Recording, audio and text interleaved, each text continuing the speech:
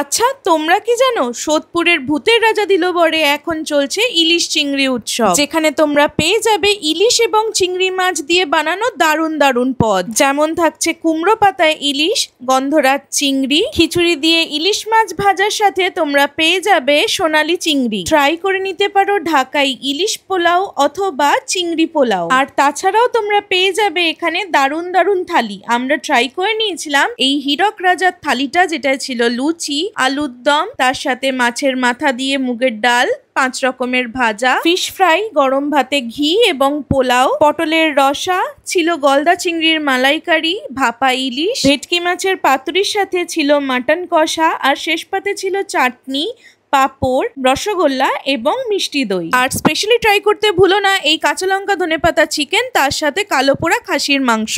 31শে August অবধি থাকছে এই ইলিশ চিংড়ি উৎসব, তাই পরিবারের সাথে ভিজিট করতে একেবারেই ভুলো না সোদপুরের ভূতের রাজা দিলবর।